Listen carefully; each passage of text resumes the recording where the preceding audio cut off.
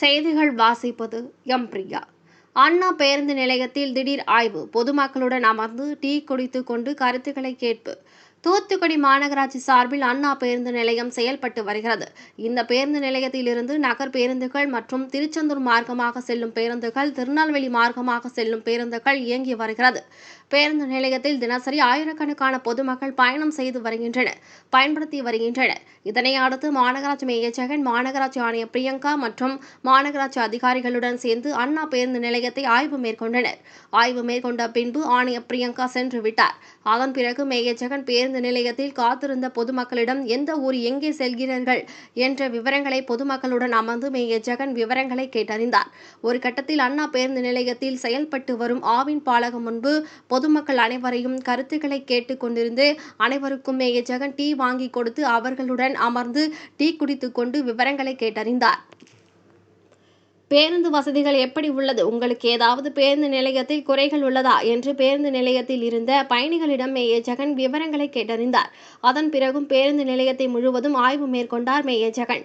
பொதுமக்களுடன் அமர்ந்து டீ குடித்து கொண்ட பின்பு மேயர் ஜெகன் அதற்கான முழு தொகையை கடைக்காரரிடம் மேயர் ஜெகன் கொடுத்துவிட்டு சென்றார். அப்போது அங்கு இருந்த பெரியவர் ஒருவர் எங்களுடன் அமர்ந்து மேயர் ஜெகன் டீ கொடுத்து எந்த ஊருக்கு செல்கிறீர்கள், எதற்காக இங்கு வந்தீர்கள் என்ற விவரங்களை என்னிடம் கேட்டறிந்தார். மாநகராட்சி மேயர் ஒருவர் என்னிடம் அமர்ந்து டீ குடித்து விவரங்களை கேட்டது, மேலும் எனது குடும்ப விவரங்களையும் கேட்டது எனக்கு மிகவும் வியப்பாகவே உள்ளது என்று அந்த பெரியவர் கூறினார். நிகழ்ச்சியில் முன்னாள் மாமன்ற உறுப்பினரும் திமுக வட்ட செயலாளர் ரவீந்திரன், மாமன்ற உறுப்பினர் வைதேகி, மாநகராட்சி சுகாதார அலுவலர் ராஜசேகர், போல்பேட்டை பகுதி திமுக நிர்வாகி ஜேஸ்பர், மேயரின் நேர்முக உதவியாளர் ரமேஷ் மற்றும் மாநகராட்சி அதிகாரிகள், திமுகவினர் கலந்து கொண்டனர்.